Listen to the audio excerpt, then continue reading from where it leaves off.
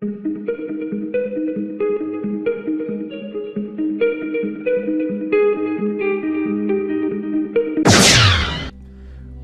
on va découvrir ensemble le tout nouveau Citroën C5 Aircross 2025.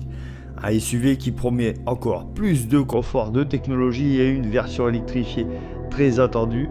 Alors, est-ce le SUV idéal pour vous? C'est ce qu'on va voir maintenant.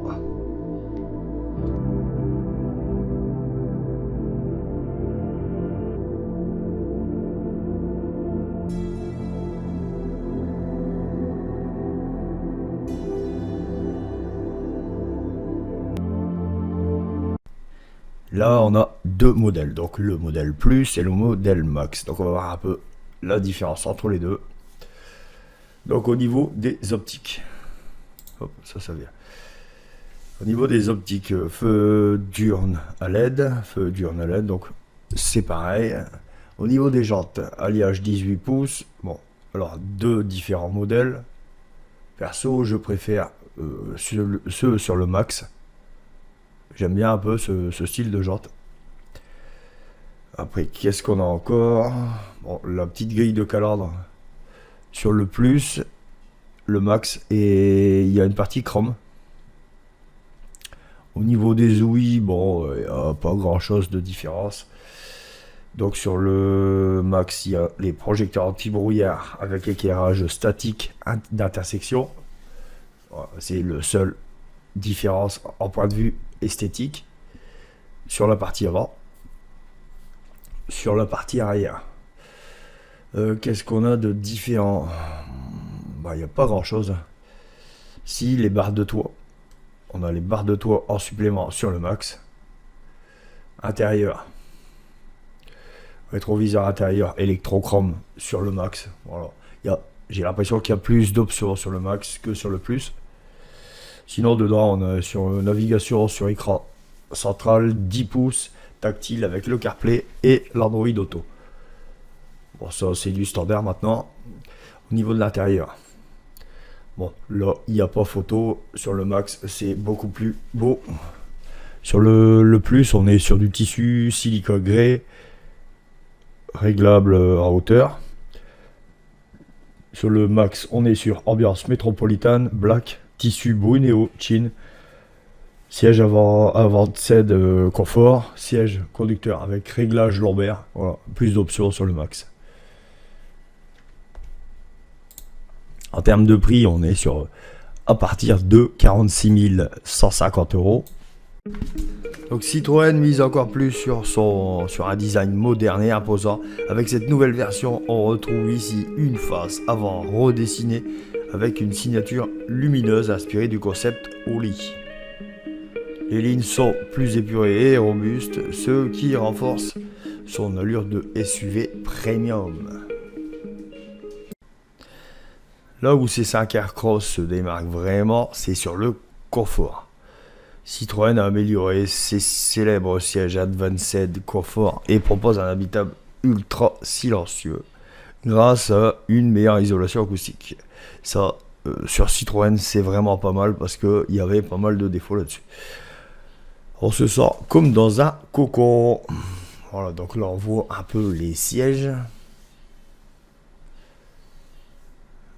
Alors les sièges, ça c'est le modèle Plus, hein, on avait vu tout à l'heure.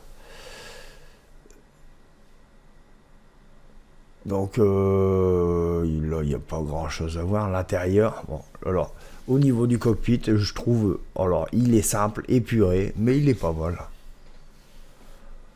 Pas oublier que c'est un SUV français. Alors en général, niveau high-tech, d'habitude, c'est pas fou. Mais là, on voit le cockpit, il est plutôt pas mal. Hein. Donc on a la conso, kilométrage, voilà, la limitation de vitesse. C'est plutôt pas mal. Différents types de conduite, éco. Bon, à mon avis, il y a éco, normal, et puis speed ou un truc comme ça. Quoi. Donc voilà. Donc le petit tour en 360. Donc on voit un peu la motorisation. 136 chevaux. La petite batterie de 48 volts Lyon. Voilà, avec les moteurs électriques. Hein.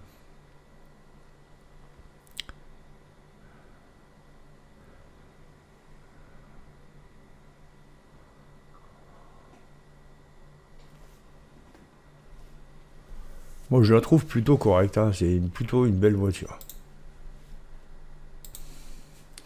Ici, on voit encore à l'intérieur. Donc là, c'est plutôt pas mal. Hein.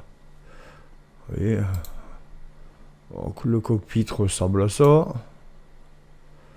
Et tableau de bord. C'est propre. Hein. On peut dire ce qu'on veut, mais en vrai, c'est plutôt propre. Hein. Alors, les sièges arrière, ça va. Hein. Les intérieurs de porte sont pas mal. Hein. C'est propre. C'est un peu futuriste. Bon, pas trop, j'avoue. Qu'est-ce qu'on peut voir? Attention, on va regarder un peu le ciel de toit. Alors, je suis pas fan du belge. Hein. Je suis désolé, mais je suis vraiment pas fan. Par contre, ça, c'est plutôt pas mal. Toit panoramique. Alors, au niveau de l'arrière, c'est correct, hein, mais le belge, voilà pourquoi ils ont pas mis gris, le petit gris anthracite qui est là, le petit gris souris même. Bon, c'est pas grave. Hein. Voilà, le porte-gobelet.